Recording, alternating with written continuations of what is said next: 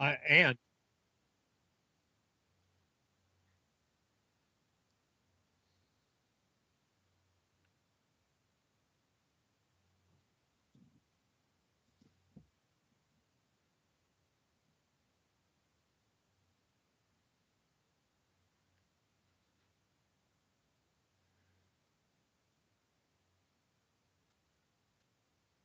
nice.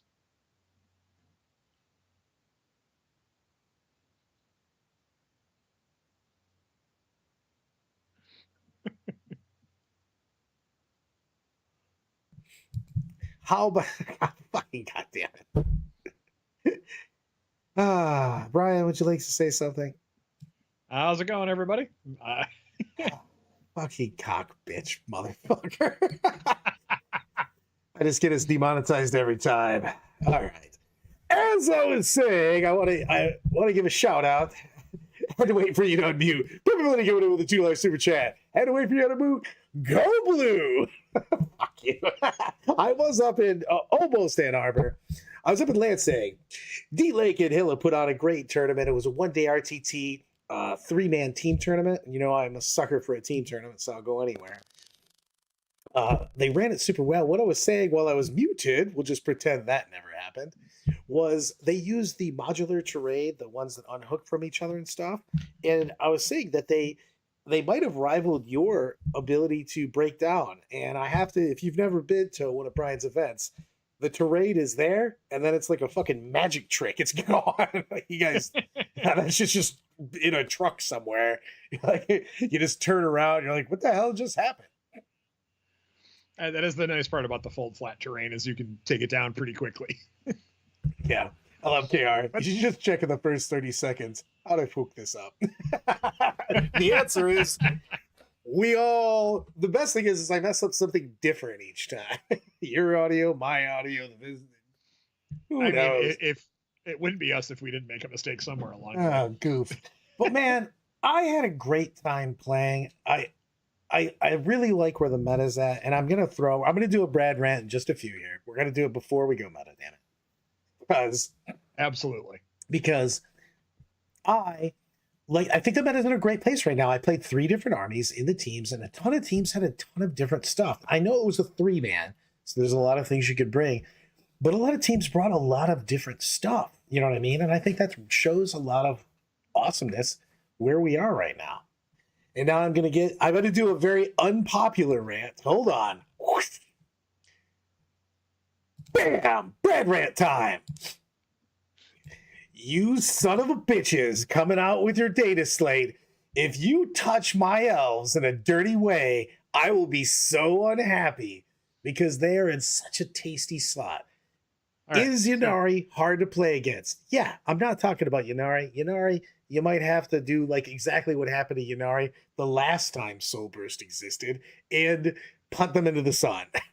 However, when you're playing Aspect, when you're playing Warhost, when you're playing some Seer Council, it's no fun, and your opponent kills the shit out of you. I lost more guys to Bolter Fire and las guns all weekend than I could possibly tell you. The army can get wrecked out. It's going to take people a second to learn to play against something that moves fast. I think Ynnari might be a big thing. Go ahead. You have some issues. All right. So number one, I'm gonna gear you up here. So typically they come in on Wednesdays is when we hit with the meta stuff. So I'm expecting it Wednesday at some point in time. The free move is probably what's going to get bad touched with Ynnari. I think for the most part, the rest of it's fine. I think the Eldar book, if you play with those points at all, they are on a razor thin edge. Yes. And if you go one way with something too much, it's not going to make a big difference. Do I think they need to touch a few things like minorly delicately? Absolutely. But I don't think it's bad enough. It's so on the razor's edge, though. And the thing is, Joe put it out. He goes, the free moves the region, it's doing 100%. Zoom says that. Joe's Meta Money says that. Yep. And my problem is that historically, GW goes, hey, this mechanic's causing people problems. Let's point nerf some stuff.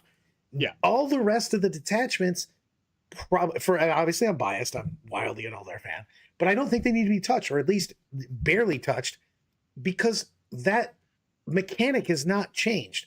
If you mess around with the Eldar points, it's not going to do shit to the Yanari rate. You know what I mean? So That if move you is the make thing. that if you make that Yanari free move infantry only, Yeah, does it fix it? probably. It makes it so you're only taking objectives. You know what I mean? You're basically scoring a little extra primary. What we are not doing is jamming a serpent or a raider full of 10 banshees, 10 incubi, a bunch of fire dragons, whatever. They're not showing up in your backfield. You know what I mean? With you doing nothing about it because you just moved a transport 21 inches. You know what I mean?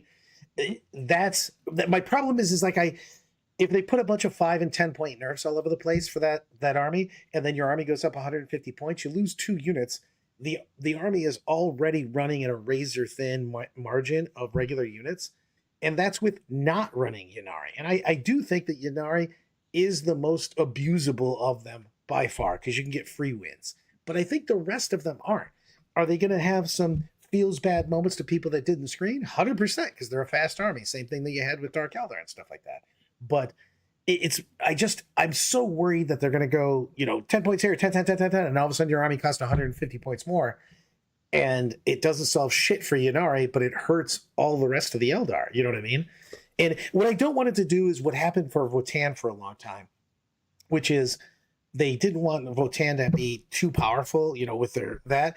But what happened is they got so few units at one point in time before they did the last point, they brought their points down, where we had Votann where they were like, if you go first and you can kill somebody, you had so few units that someone's having a bad time because either the Votann player was rolling the person with kills or they instantly ran out of shit and just couldn't play the game. And I don't want to see Eldar have that problem. So I don't think, it 100%, Matt. I was actually just going to say that it happened to Sisters, right? Sisters got your mechanic's broken and you're too cheap. Here's 100% dump. And then, indirect fire is good. So here's another dump on top of it. So here's your triple nerf all in the last data slate.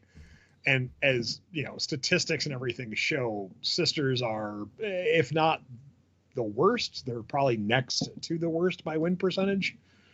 It's just such a good thing in chat. I'm gonna double rant about it because Matt goes, "What if the move is immediate compared to end of phase?" Yes, that solves it right there. Some of these things are so goddamn simple, because if I move as soon as you kill something and you have half your shooting phase left, you're like, "Hey man, did you just move like 6 inches away from me while I still have a shooting phase? I'm about to kill the shit out of you." The other thing here, I'm going to solve any problems anybody has with indirect. Ready? It hits on 4s with no rerolls. Move on with life. There you go. I've solved 40K. I'm the best. Here's the thing. I assume they're going to touch some stuff, but I think because Eldar is still super early in its time frame, and when Necrons were super good out of the gate, they didn't get anything. They got 2 point adjustments, I think, when they first had their first, uptick after their codex, and they left him alone, and everything kind of balanced out, and then they were able to keep things. I think Eldar are, I don't want to say safe, but I think they're only going to get a light touch. I don't think they're going to get as bad as what a lot of people saying they're going to get. I just don't see that. I agree on. It's just my problem is I'm just afraid of it because they did such a good job with the balance on everything that's not Yanari. I think that Harlequins probably need a little love, but that's a different thing. But there's a couple of things that can't be solved with points. If they want to do something with the Yanari mechanic, fix the Yanari mechanic. Don't adjust points to fix the mechanic. We've seen it over and over and over. Yep. Wait for it and over again. And that's just like with guard, right? I think guard's the other thing that could get the slap, and I think it's really just bridgehead. Just hit the bridgehead mechanic. Fix the bridgehead mechanic. If you fix the mechanic of that, most of the points for guard are fine. I don't see a ton of issues overall with their points. Can you put near $300 models on the table and be competitive? Yep. that's kind of a good fluffy guard That army. detachment's Really actually fun. cool as shit, dude. But it is, and you can do a lot of different stuff, but like you can play guard in multiple different ways out of that book. I think one of the big things that we're going to see is that if they hit Yanari and Eldar and they don't touch guard in the same manner, it's going to flip the meta a lot towards them. I'll give you that on that. I wanted to go to the board real quick for Meta Monday because I can't believe how popular Eldar are because it's concerning. See, here's the thing for me. There's a shit ton of us older players. I mean, obviously, I've been playing Eldar for a long time, but it's easy when you already own all of the models that you can just throw on the table. You know what I mean? And all the other stuff that's now good was the stuff that used to be good. So a lot of players from 7th and 8th edition have the entire army ready to go. And that's usually not the case when you get a new codex because you have new units, new everything. We really didn't get anything new. So you could just take all your 8th edition stuff and repurpose it. Boom. And you're on the table. There's obviously the new versions of some of the models. They have way better sculpts, but you can just bring all your old shit out and field an Eldar army. So I wasn't surprised at that because it's one of the armies where people didn't have to model and paint up a bunch of new shit. They could just take their old shit and slam it on the board. So, people, and I can say this as a retailer, people have wanted to play Eldari for a while. Yep. There has been people for quite a long time who are like, man, once they come out with new models for Eldari, I'm buying it. And I've seen it happen where guys are just coming in now going, I can get fire dragons. I can get this. I can get this. Warp spiders and fire dragons were two models you just couldn't buy because no one wanted fine cast at all. Nobody wanted to deal with it. So now that people can walk in and pick those things up off a shelf, granted, GW's not been doing a good job keeping them on shelves, but what? Yeah, no, I can't believe that. But it was like it's one of those things of people are able to buy things in a store now. It makes armies increase in popularity because, hey, guess what? If 80% of the models are Forge World or direct only, it's not going to do as well. It's not going to be as representative a faction. I hear this from players all the time, especially custode players. Like, I wish I could just go buy a Telemon Dreadnought off the shelf. If I could buy a Telemon Dreadnought, I'd probably play my custodes more. Now they're just sitting in a box because I don't want to buy a $180 model. It's also the thing that we talked about this before, which is I don't think that people would even be that much in a third party and 3D printing if GW would just let you buy the damn model. You know what I mean? Yep. Like half the time I get something that's 3D printed or something, it's because I couldn't get what I wanted before the tournament that I'm going to. Mm-hmm. I'll purchase your shit. Just let me buy it. It's crazy. And I can just say this, and this is been an ongoing thing with GW. Now, granted, they are currently expanding their factory in the UK, and as we all know, the US is tariffing everyone to death, but haven't touched them yet. It's the fact that they're expanding their warehouse. They've brought their boxes from producing them somewhere else to making them in the UK. They're just catching up with the demand for their products. I would assume by the time they get the new factory all up and running and have all their box production there and everything else, it'll get much better. Right now, we're just going to have to deal with it. If you order $5,000 worth of product from them, you're lucky if you get $2,500 worth of product from them as a retailer. So it's just one of those things that we're going to have to deal with for a little bit. Hopefully, it drives me crazy. It's I pick up stuff that I don't even need sometimes just because I don't think I'm going to get it later on. It's like, well, I'm going to want this, and I'm not going to be able to get more of it for 3 months. I'm bad with the names on the assassins, but the uppy downy assassin, Calidus, thank you, was nigh available for a year and a half, and then all of a sudden it was available again. And we ordered a ton of them. We sold a ton of them, and then it was unavailable again. And I'm going, all right, so how long is it going to be out of stock this time? Well, think about when we got the Gladiator takes came out, and they were like, here, Gladiator takes went from terrible to awesome. And GW went, oh, yeah, we have 4 of them. Yeah. Per store, worldwide. Like, what? Yeah, it's an unfortunate thing. So on that rant over. But on the data slate, and do us a favor, like and subscribe to the video. We'll try to get that in. What? Really? 15 minutes in? Who the hell are you? I don't know. But on the data slate side of things, I think if they're smart, and I'm not gonna deny them the credit of that they're intelligent, they're gonna look at what has happened since the data slate came out the last time, and then look from that point forward on win rates in a microcosmic window instead of looking at it from the last year. The problem is that they want, yes, 100, exactly what you just said. One of the things that they look at, and is sometimes a lot of times a fallacy, is they touch point-wise, rules-wise, and things like that. Anything that they see is in every list. The problem is that a lot of times isn't indicative of it being broken or underpointed. It's just, this is the best unit at a great price in the current meta. You know what I mean? And I would agree with you 100% on that, except the Exocrine has not seen a nerf the entire edition, and there's been 2 to 3 in every list since the creation. Yes, but I'm saying that is one of the things they've said it before. You know what I mean? So I don't want to have it just touch. That is the case sometimes, because people will just play 3 of whatever if something's undercosted. You know what I mean? But a lot of times you just go, hey, this is my only this type of unit. It's my only forward deployer. It's my only thing that kills a lot of hordes. It's my only counter melee. You know what I mean? And of course they're going to have all of it in that unit. You know what I mean?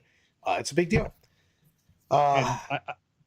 So what do we think is going to get? So on the good side of things, I think they're going to fix sisters.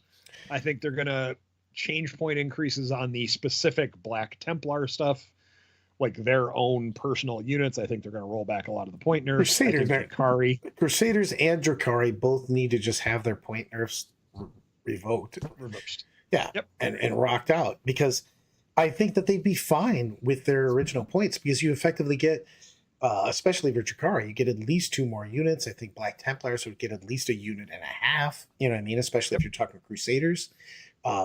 It would also make those armies play more like they're supposed to play in lore. And that's one of the things that GW does want, is that they would like, it's not always it's not always something they can do, because sometimes obviously lore never matches tabletop all the way. But like, if you make certain things cheaper, you will have you can not really force, but you can kind of guide in people playing armies that look more like lore on the tabletop. Yep. And Meta Monday, I think AdMech, in all honesty, they're not going to touch.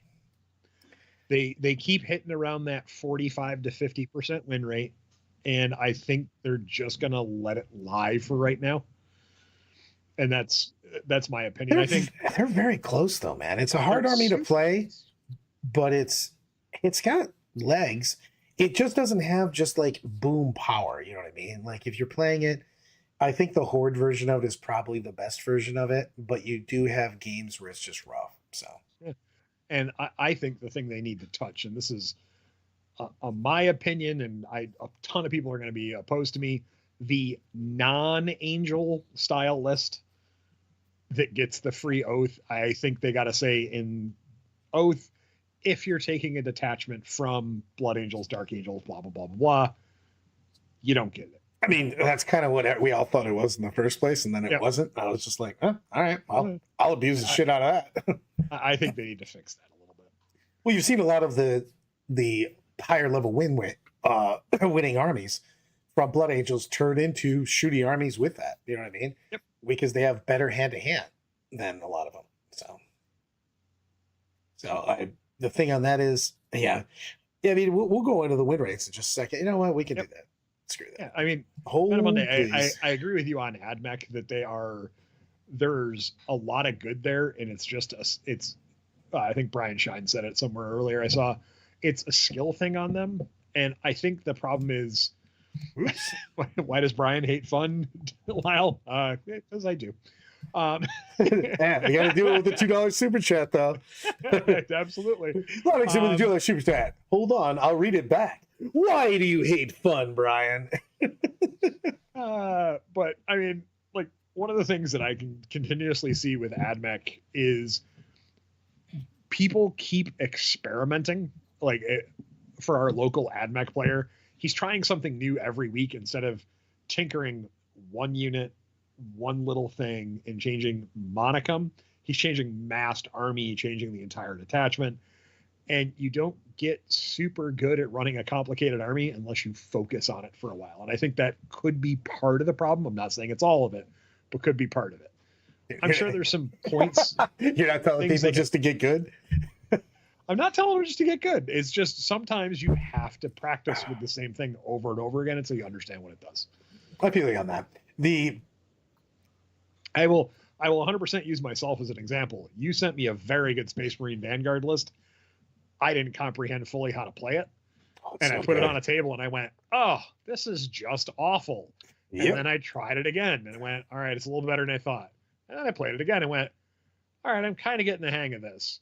On the fourth game, I was like, okay, I understand the principle of what this is supposed to be doing now. It's so good, though. I love it. And there's some of the lists I love, and I'm really biased on this, though. I love skill cap armies, you know what I mean? High skill cap armies where you don't get your mojo out of it. But that's just my jam. I like trash and I like lots of complexity and moving parts and shit. So I don't really like to just line up and blow shit up. That's not my bag, baby. But and I have played some of those lists, so I'm a huge liar on that. But my go-to is the more complex. But let's look at some of this stuff. You know what? I'm going to do this the opposite way this time, though. And we're going to start at the bottom because I want to talk about the things that they need to fix. Oh, $10 super chat. Matto coming in with the big dog. $10 super chat. Other than the obvious, put the unit on the shelf in the trash answer. Should Corsairs go with Wraith Cannons, guns, or keep power weapons? Good question. Go with Wraith Cannon, guns, or keep power weapons.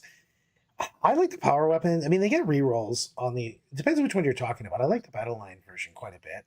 I'd like to see them have more of a separate deal where you can put X amount of them in, because I'd like to see a pirate force with actual bonuses and stuff, as opposed to them being random nonsense. You can get double fusion. It's hard for me to take Corsairs right now when like Storm Guardians exist and they get 6 free specials. But if you're going to take your Corsairs, it's hard for me not to say pirates with power swords.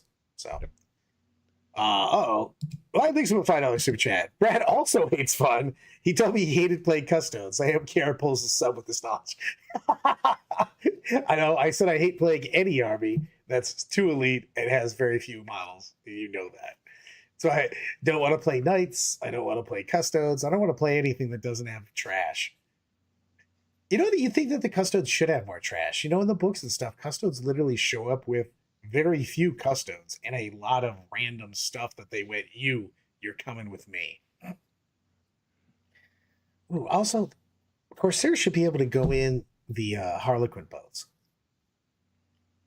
That would make it more interesting. Well, they're just some of the Corsair fleets are like a hodgepodge of different shit. You know what I mean? Yeah. They have like some really cool stories. When Prince Uriel, before he came back, and I mean, this is forever ago because he, came back and basically saved them from a Tyranid fleet that's nowhere near where it was when that's happened. But he was in a pirate fleet. He was in two different books and stuff. So I thought they were super sweet when they were. I remember when they had their own rules for a while. The Corsairs. Yep. They did. So I mean, they were in Forge World book. Yeah, and they were pretty cool, to be honest with you. I was hoping they would do a Corsair detachment. It felt like they could have pulled something off with that. I'm surprised that they didn't. Also, give me back my actual craft worlds. Just name them. It's bullshit. Aspect Host is an Aspect Host. Aspect Host is Biel-Tan. Accept it and move on. I think the reason they did that is because they didn't want people to be locked into paint schemes. Fine. But Seer Council is black, whatever. Not even going there. You know right. Who you are.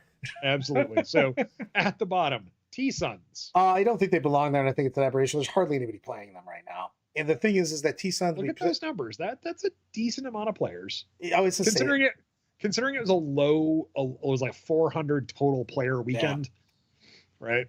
Thousand Suns need different I just don't think they're going to do anything. Here's the thing. I don't think Thousand Suns are getting touched at all because they're going to get booked super soon. And the GW typically goes, if you're getting your book in a relevantly, enough of a shorter time frame, I don't think they're going to touch him. So, Oh, was it 800 players Meta Monday this no. weekend? I thought it was lower than that But for like some reason. the problem with Thousand Suns is Thousand Suns have always been super good at the top and terrible mid lower. Uh, I think that's still the case, but I think that they pointed them out. They just need to change their mechanics, and that's not going to happen until the book comes. So I don't know if I they're think changed. it's. I don't think they're going to get anything other than maybe 1 or 2 points lowered, just to give them some more models to hold them over until the book. But I don't see much happening there. Sisters need all kinds of love. Sisters need a bunch of stuff, and they're also not getting a book. You know what I mean? T Suns, Yep. we can say T Suns. Eric, you are right. T Suns just have too many. They just don't have enough units, and people know how to play them now. Which just happens. The meta just starts to understand the matchup. With Sisters, I mean, Sisters they got too many things. There was the synergy. You know what I mean? They got a mechanical hit, they got a point nerf, and the meta changed in and of itself. You know what I mean? And if they had done nothing to Sisters win rates would still have come down because the meta is more of a place that deals with Sisters. However, they got a meta change, point nerfs, mechanical nerfs, and I think that's too much. I think you need to be perfectly honest, I think you need to revamp Sisters a bit. I don't know if you do it full detachment or if you do it to their basic rule, and you have to do some points on it because I think they're just too expensive. You can't point them as an elite army again when you're T3 with 1 wound. Yep. In a board where you can get a decent amount of indirect. I agree with Matt O on this one. I think a lot of the faction specialists just stop playing Sisters and are trying something else right now. Well, it's just you're beating your head on a wall though, especially if you're going to some of the bigger tournaments. But I think if you just fix their points, they'll be fine. I think their rules are still fine. They're still playable in that aspect. I agree. Miracle Dice are still good. They just need more stuff. Points were just too much. Yeah, the points were too much. With the change, Catherine is not worth 200 and whatever the heck the points are. Yeah, especially they changed the mechanic. They did too much. Sister do. We're playing with Scott. Catch him. My cardiologist, also on my team, is playing Sisters. Dark Angels. They're all over the place depending on what you play. Yeah, Dark Angels is hard to knock down because you've got people playing hand-to-hand Dark Angels and bringing the lion and stuff, and then you just got the shooty armies that are playing, Dark Angels and that. And just throw in some Deathwing Terminators and stuff in here, or Deathwing Knights. So, I think Marines overall are in an okay spot. Yeah, I just think the specific chapter units all seem just a little expensive at this moment. Agreed on that, because you had a little bit of when they were popped up and they got a little too hit. Make the lion great again. Holy God, the lion still needs help. I mean, why did he got a real sweep attack and they gave him a 30-point increase? That dude was already overcosted. You know what I mean? Yeah, he needs to come back down. Yeah, like way down. Imperial Agents, are Imperial Agents going to get a detachment roll this week? No. No, yeah. You know why they're not going to get one? Because they won an event this weekend. Well, last week they had the highest win rate because we had 4 people play. They had a 70% win rate. I think it's a good army. I just think that you have to be willing to accept what your army does, and it's not brutalize your opponent off the table. Admech is a high skill cap army that probably needs to be tinkered with just a smidge. It's points only for them, I think. Yeah, I agree. I mean, they did it good. When they did the last data slate where they gave him the buffs, but then they gave him point nerfs, they should have just not given him point nerfs. They roll the points back, keep the regular rules. Yep. They'll be fine. Deathwatch is weirdly fine. It just had a bad weekend. Yeah, it happens. Yeah, it just that army's good. It has some bad matchups. Grey Knights are in such a weird spot because they feel like they crush for a while. But the problem is that if you meet an army that has, you meet an all army, all Lehman Russes, Knights and stuff like that, Grey Knights has such a hard time still popping armor or just anything high toughness. And I think it's just one of those weird armies that's the Warpbane task force is really good. It's just and they're getting a book later this year as well, so I don't know what they're going to do other than tinker with points, maybe a hair, on a couple units, but outside of that, that's about all they can Yeah, do. KR is probably right on that. GK is probably stuck until the Codex. I agree with you on that because they'd have to do a full rework. Drakari, wildly easier to fix. Give them back their points and they're fine. Yep. World Eaters, I think, are still in a good place. They've had a little bit of a meh run, but I still think that army's really nice. I might also be thinking of it more. It might need something for singles, but I think in teams it's just disgusting because you can get it into good matches and it just ruins people. The shit that it beats.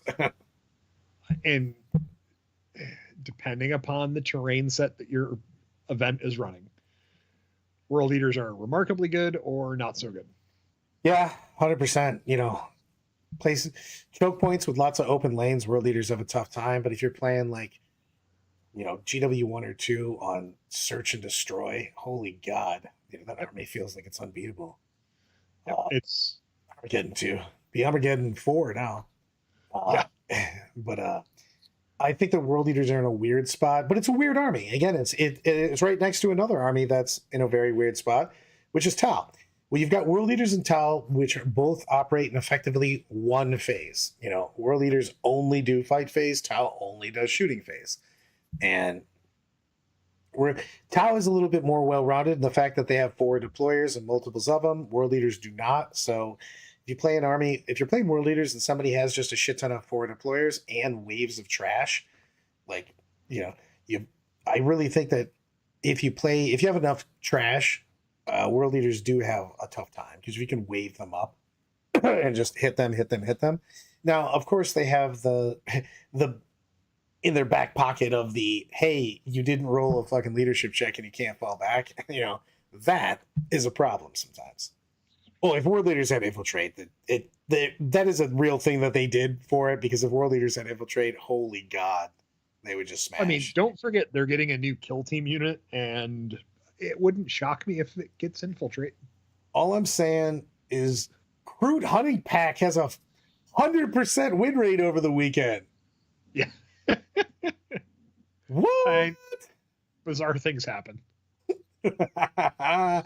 OP, they should nerf him into the ground. Yeah, okay.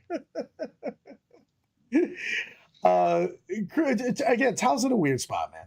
I really think that Tao's in an oddball spot with it because they've always been pretty fairly pointed. I don't know what to do with Tao yet. You know what I mean? Let's just go to Marines. I have a better feel on that. Marines are also either feel like they're blowing people off the table because, man, that Ultramarines Gladius / Iron Storm, is just brutal on certain tables. You know what I mean? I've seen Conan just running roughshod on people where he just goes, "Oh, your army's gone." You know what I mean? In Meta Monday, I do think Tau needs something. I think a few of their units are just a little too high on the point cost side of things because you can't take enough of the trash that you need in that army. I agree on that. I did think that they beat up on Red Cat just a little bit too much because a lot of their stuff just doesn't work now that we can't deep strike within 3 also. Yep. But it's true, Kyle did lose 16-4 to the Kroot.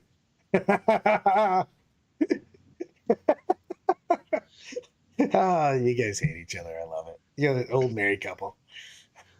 So, I mean, on the Marine side of things, I think Marines are fine. I think there's a couple units that are playable that are just too point heavy at the moment that they need to bring down the points on to bring them out into the meta. Yeah, Desolation Marines. They need to they need to literally change indirect to always on 4s, no buffs, no rerolls. And then you could put those guys. But right now they cost as much as Terminators, man. I think they should be 160. Yeah, I mean, it's crazy on the point. You've got a couple of things that just got pointed into oblivion. You know what I mean? And that happens quite a bit when they just don't know what to do to something. Again, fix mechanics. Don't try to fucking change it with points. It's just a big deal on that. I mean, I've said this once. I'll say it again. You can't change a mechanic with points. You can just make somebody play something different. You know what I mean? The Librarians Conclave is always going to have a problem because it's just super character driven by librarians that, to be fair, should just fight better. Yes. And they're way too expensive. if they were 65-ish points, I for just the standard librarian, they'd be fine. Yeah, either that or make them just hit harder. Librarians are supposed to be son of a bitches, you know what I mean? Out there just wrecking shit, you know what I mean? Yep. And yes, Matto, Desolation Marines know what they did, but Yes. Reapers are back. Yeah. Dark Reapers are back. That is true. I would say Dark Reapers spent some serious time in timeout. What was it, an edition and a half? Yeah. Dark Reapers were like, you know what you did. You're not allowed to be played. Come on, man. I want to come out here. No. Reapers could go back in the dumpsters. Reapers are actually where they always should have been. That they were really it's probably the most balanced unit in the Eldar Codex right now. Very fragile, decent, not terrible. His Space Wolves in there, Terminator friend. That probably is my fault. I apologize to everyone. I was told to my face that I broke that, so whoops-a-daisy. But Tyranids, I love where Tyranids are, man. I love the fact that you can bring, and you see brought quite frequently, four of the detachments. You know what I mean? With assimilation starting to pop out with people knowing it. You know what I mean? Crusher fucking snuck in. Vanguard's kind of a YOLO-y thing. I think it's more of a team than it is a singles. Invasion Fleet's just in a great spot. You know what I mean? I think Synaptic probably right now is the dirty cousin of Invasion right now, because they're very similar, but Invasion does everything that Synaptic does a little bit better. Yeah, and I think Crusher is sneaky good. It has the potential to X and 1 a lot. I don't think you're going to win the big event with every time with Crusher, but I think you can X1 fairly well with it. I mean, it also plays like it's supposed to, you know what I mean? So It's just big dudes that are doing big guy shit. Monsters should have tank shock. There you go. There's my 2 cents on that. And that's they get that in Crusher. Right. That's what I'm saying. I think that monsters should just have tank shock. You know what I mean? It's a real thing. I wouldn't want all monsters to have it, because right now just thinking of that and going, oh, the Slanesh demons with tank shock, that'd be super fun. No. Oh yes, it would be. Bring back the big guys. As someone said earlier, I don't like to have fun, and apparently that's one I don't want to have. Big Slaneshi monsters tank shocking you with the chariots, with the old chariot rules where they just straight up did mortals all the time. That's a fun list. So many elves died that day. Yeah. Also, playing over the weekend, you know what really sucked? Grenades and tank shock anytime any of my Eldar stuff was touched. You're like, here's my unit. I'm just going to tank shock you. Son of a bitch. I can't tell you how often somebody basically handed Jane Zara a grenade and went, hold on to this for me real quick. See that tank right over there? Yeah. Oh, it ran right over me. I'll tell you. You know what I didn't know? Throwing your grenade while it happens in the shooting phase isn't a shooting attack, so I couldn't even move back. So I just accepted the tank shock right after that. Hold this grenade. I need to get my tank and run over you real quick, which is exactly what happened. Grenade, tank shock. Jane Zara's like, I'll fight first. I'm super cool. I can fight on death maybe. And then I just died. Going to the fight phase seemed like it would be kind of annoying, so we just killed you right now. So, and that's true. Chariots do not need grenades to kill Eldar. I mean, it's not that hard to kill Eldar. You're like, oh no, I touched them. They died. Leagues of Votann. Leagues of Votann, I already said my piece. They need more stuff. They need their book. They just don't have enough. They don't have enough stuff. They need more data sheets, and they probably need to be slightly cheaper, or at least they need to have a couple of units brought in. I wish they would have. Are Leagues of Votann the only one that have a kill team that do not have 40k rules? I think so. I'd have to go over them. Somebody's going to tell us which ones. Yeah, because I'm pretty sure that's the only kill team that doesn't have 40k rules. I know the Necron one's like a bunch of characters and specialist units, but like out of that box you can put stuff, but there is definitely not a kill team, the one with the jump guys for Votann that just don't have 40k rules. Yeah. I wish they would do that. I think they could solve a lot of problems. This is just my 2 cents on this, but I thought about this quite a bit. Because when they brought out Jaegers for Leaves of Botana, it did change a lot of things quite a bit. I think they could do more of that. We used to get a lot more White Dwarf, and I know that they're trying to get away from that because they don't want you to have 14 books. That was an issue in 7th and 8th, where you'd show up at tournaments with your 17 references that they had. But it is 7 books for turnips. Yeah. Oh, Jesus. But like, it is nice to have just some, because some armies just need a couple extra units. You know what I mean? And it would do quite a bit. I do think that they're putting too much shit in Legends. I know they do it because obviously they're a model production company. They're an IP company right now. But they're also, their other thing is they're a model production company, and they can only produce certain models and have everything in stock. They already have problems with that. And I get it.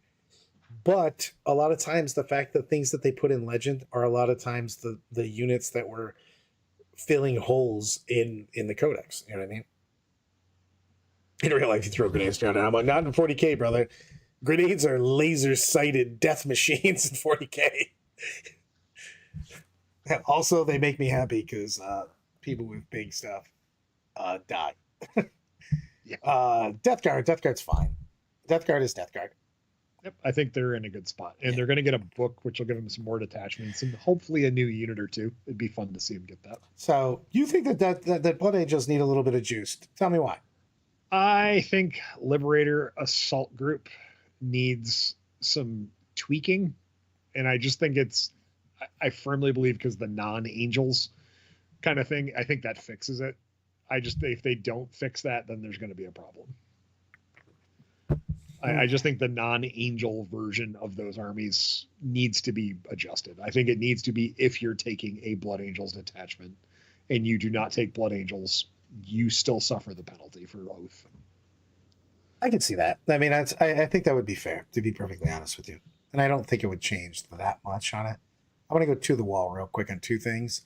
Tank Shock back to strength. The problem with Tank Shock back to strength is that there was so many ways to buff your strength that you had people auto-6ing Tank Shocks.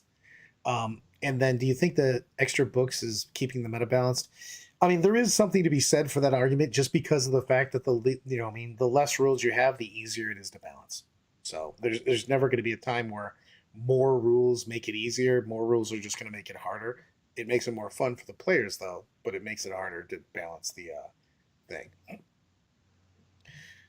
Let's go. I really want to hear Brian explain why he thinks there's going to be a problem when the list only plays the most vanilla and basic breeds of all time. Lyle has very big views on this. So, yes, it plays the most generic and basics, but they can't point adjust. I will always use jump pack intercessors. If they keep point upping because Blood Angels is doing well with jump pack intercessors, it's a problem with the Space Marine book as a whole, right? Is we've said, and I will continue to say, Brad will continue to say, they should have put everything in the books that were in the books so they could point them correctly. Yep. I think they need to just make it so if the one big fun thing that is the reason you're taking non-angels is because you're taking and using the good units from Space Marines, but abusing the rules of the detachment and oath combined. You fix one, it kind of takes care of itself, and then you can actually properly point cost jump pack intercessors and a few other units like Vindicators and things like that aren't that bad.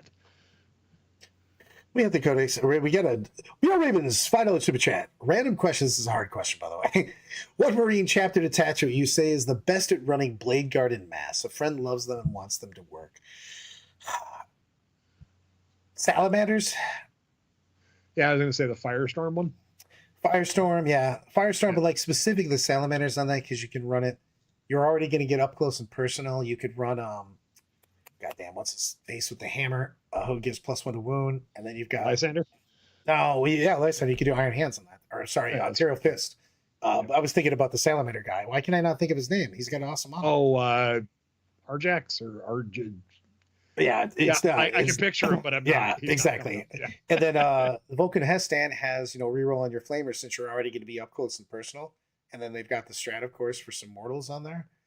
Probably Sally's. I mean, I'm biased on that though because Salamanders are one of my favorite chapters.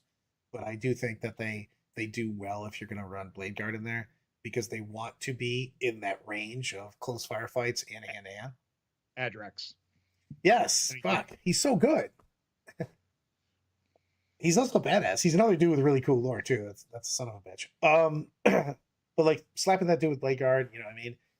So yeah, I would say it's Sally's. I mean Firestorm in general, but like I think that Salamanders has characters that support that, and they support that style of play. Yep. So 100% on that. Dude, I want to tell you real quick, or as we look at IG, I will never call the Master Miltarum. So Good guard. Yep. Bobs are fucking good, dude. The field notice batteries are legit. And yes, I've been looking at them a bit, and I'm a little biased because as playing Eldar, I don't want to be hit by any interact, but dude, they have high strength, a little AP, and big fucking damage, man. You're just peeling shit, dude. And it feels right though, because they feel like a platform, you know what I mean? That's bombing people. I don't know. They're kind of cool. I only like certain things, but that feels like what artillery's supposed to be, kind of thing.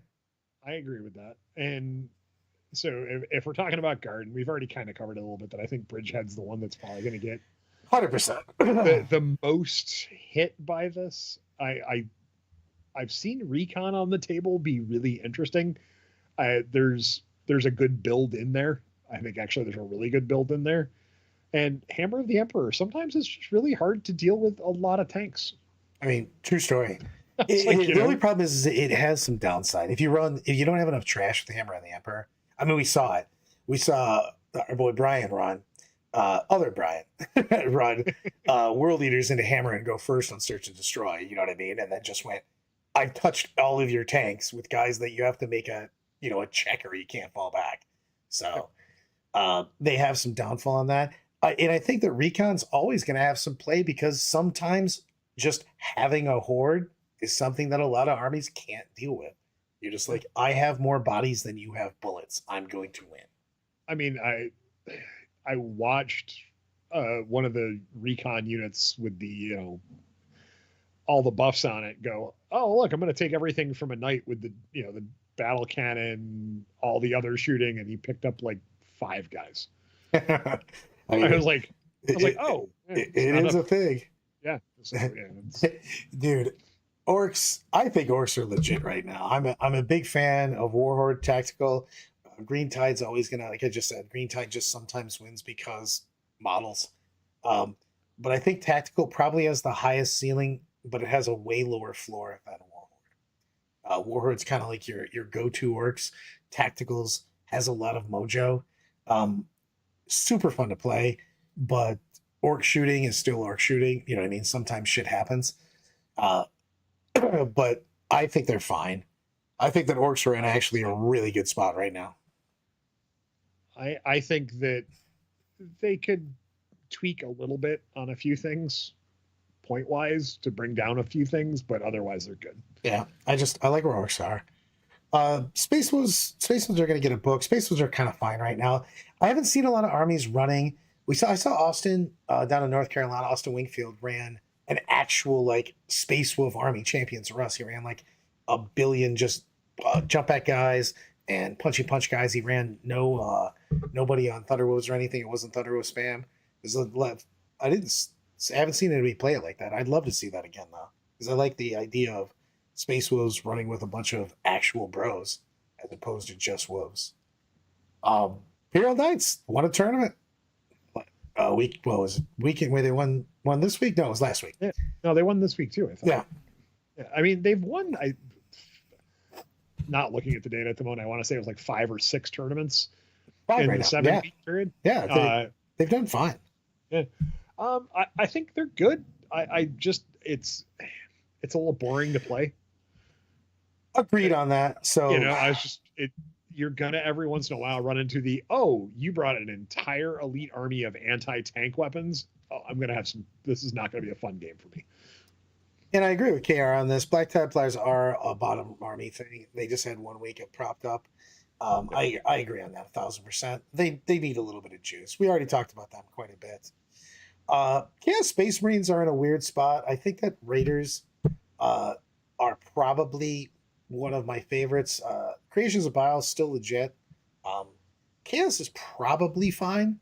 You know what I mean? And I don't want to say anything about it because we have 4 Chaos books, interspersing in here. So we'll see how that turns out. Necrons finally are exactly where they probably should have been this entire time. They're doing very well. They're well done. I think Canoptic could probably use some point reductions. I think they hit them just a little too hard, and they really didn't do anything about it. Overall, since the last data slate, they're at a slightly above 50% win rate. I think they're doing just fine. Yeah. Chaos Knights, I think Chaos Knights are actually doing well because of the fact that you can slap indirect on every single guy. You know what I mean? So you can pick up a lot of Guardsmen, a lot of Eldar, and shit like that. Star Shatter is...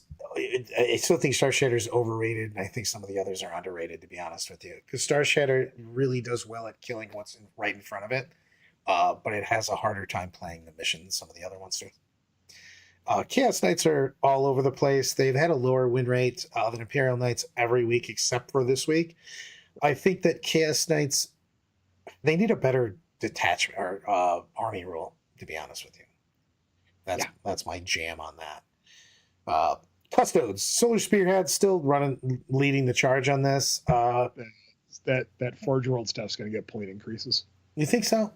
Yep. I mean, your Telemon's going to go up. Your tanks are going to go up. I think the infantry is perfectly fine. I don't think they're going to touch the infantry at all. I think they're just going to make those Forge World things go up in points. I can see that. And the thing is Custodes is hard on that. Custodes are one of the... Anytime you have an army that doesn't have that many units, you get, i.e., Knights, Custodes, things of that nature. You do have to watch out. Custodes are the... pretty much the last army with a lot of Forge World stuff. I mean, yeah, everybody else's Forge World stuff got putted into the sun. Yeah. Chaos Demons. Legion of Excess has been really carrying this for a while. Scintillated Legion, everybody kind of did well this week, to be honest with you. But as far as the 7-week thing, you can see it. I mean, Legion of Excess is winning at 64%, and then you get a 15% drop off to the next one. You know what I mean? Legion of Excess, I don't really think they need to be hit. Tell me what, everybody in chat, Brian, tell me why Legion of Excess should be hit somehow.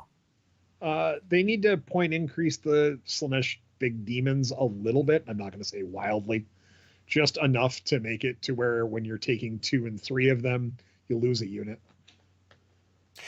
I don't like that mechanic, really, to be honest with you. I think that they need to do something about the fact that you can take a 4-up final pain on the ones you're dumping. I think that's the one thing that they should change. It should just not be... The wound moves? The wound move shouldn't be able... You should just...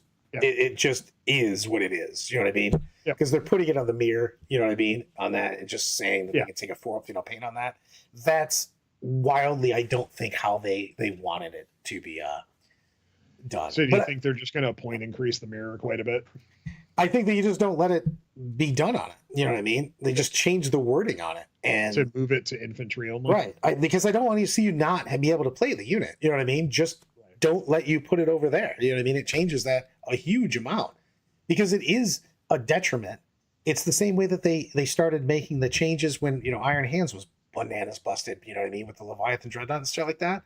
They just changed the mechanic of the strat itself. They could do the same thing with Legion of Excess. And besides that, I actually think that they're fine. Yeah.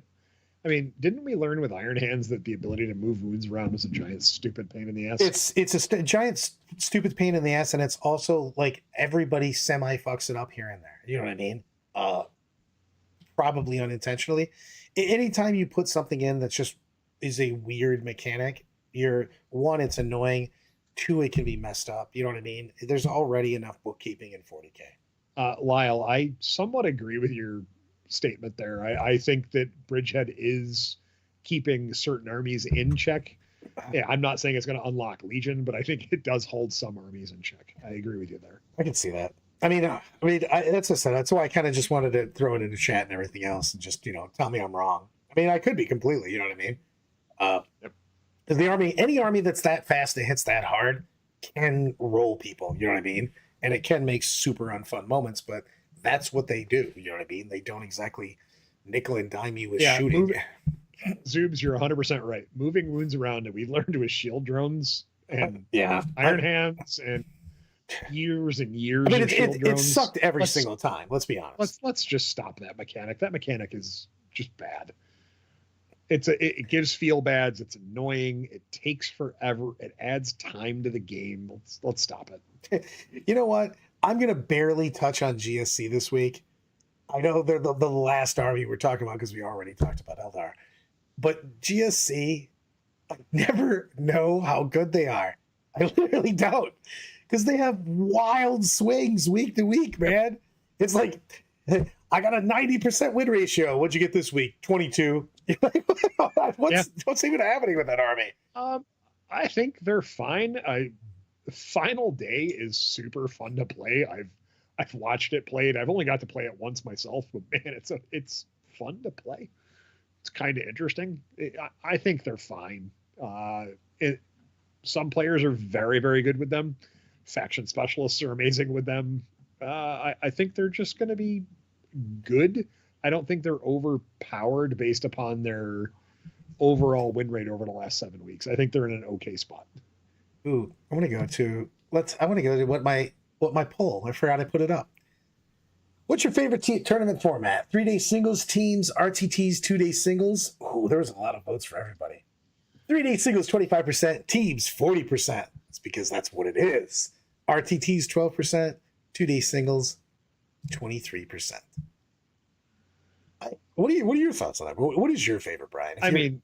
So if I have my druthers, I like going and hanging out with 5 friends and playing in a teams event.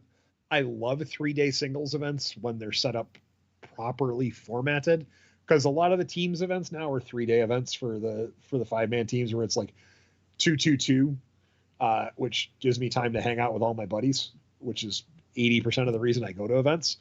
But I really enjoy 3-day singles events that are set up with like a 3-2-2 format. And I absolutely adore 5-man teams events. 8-man teams, I feel, is a little hard sometimes to get together a team if your local area doesn't have enough people to support it. But 5-man teams, you can almost always get together. Agreed. I just love teams, and on that fact, because I just love the fact that you're playing for everybody else. It doesn't matter if you win or lose a game as long as you're scoring points and you're doing your best. I think that's the best way to play. So, and also, yes, all of the yes. KR coming in with a $1 super chat. LVO change, yay or nay? I'm yay. I am both. I'm yay and nay. I love that they changed. I hated the fact that LVO was the last tournament of the year when it was actually in the new year. Drove me crazy. I hated that they had it on a Super Bowl weekend. I like the date change. It makes it a little bit harder for international people because they have to come to Worlds right after, kind of thing. I despise where they moved it to. I do not want to be in the old part of Vegas. I'm not a 95-year-old dude with a velour suit. I'm close enough, but I'm not there yet. So my big thing is a hotel not attached to an event is always harder. A little bit of a pain in the butt. If the hotel's across the street, different story. Like if it's, oh no, I have to take my stuff across one intersection, not the end of the Dude, you have to take an army in a cab every day. You know what I mean? Yeah. When I gotta grab an Uber or a cab, that's a pain. Is it gonna be good for everything? LVO with Worlds less than a month later, or about a month later. It's rough for international guys, man. It's rough for the international guys. I'm not sure how it's going to help attendance. I understand they kind of needed to move it with the way that GW set up the ITC now, to where that Worlds is the big culminating event. I would just rather pay more and be on the strip again. it's just easier for everything. You know, you have like the stores, you have the casinos, you have the everything. It's just when we're in Bally's, we could get good food at Paris and stuff like that. You could walk right out and go to 15 different places for lunch. There's the CVS's right there. I mean, it's small shit, but it's like, it does add up, man. You know what I mean? Plus just going the fuck outside sometimes. Hey, look, the sun. I mean, look, I had nothing against the Rio after they remodeled it. You know, the first year there post COVID was awful, but it wasn't bad. It's tough. The expense of venues, I don't think the average player who doesn't put these on realize how expensive some of these venues and events are getting, because hotels just don't care anymore other than they want their money. I agree on that, man, but it's just, I would rather pay more for, excuse me, I'm already paying premium. I pay a little bit more on my premium to just get a better experience, man. I'm traveling across the country, and bro. I think that's part of the reason why, for those, you know, they've changed up the emphasis on the size of tournaments for ITC points. They've made it a little easier for smaller events to get more points. And I think we're going to start seeing more what I'm going to call mid-size events, to where there's 40 to 60 people in an event start popping up, because those venues are more affordable for TOs to run events at, and, you know, make a customer feel okay spending $75 to $80 on a tournament as compared to, you know, $125, $200 for a GT ticket. I'll give it that, but like I expected, I don't know, maybe it's just because I'm an old man now.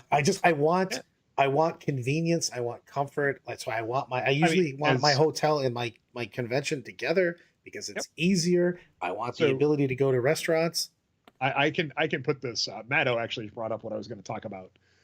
Look, East Coast events are the most expensive events to run, hands down, because space is at premium.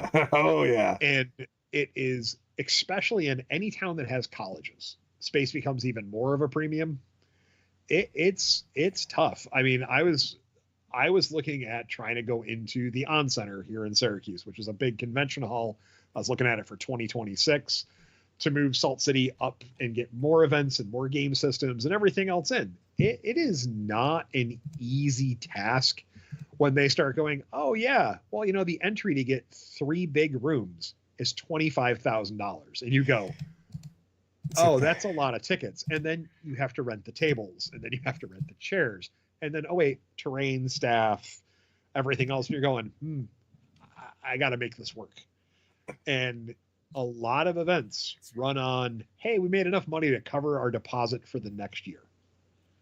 It's tough, especially in the Northeast, where I can tell you in Syracuse, Rochester, Buffalo, wedding venues are fewer and farther between, and people spend a lot of money on weddings, way more than they spend on just renting the rooms. Trust me. 40K Kumite and Putin Bay. We're running it right off the boat, dude. Also, one, I'm going to end it on 2 things. One, Motor City Major, June 6th, 7th, and 8th. These guys will be there. This guy, that guy. Also, I did make, if you don't know, Putin Bay is basically an island off of Lake Erie. I, at one point in time, thought it'd be a super great idea to take what is typically about a 40-minute boat ride. I was going to do it on a jet ski, and 45 minutes to an hour straight on a jet ski in the middle of Lake Erie waves sucks so many assholes.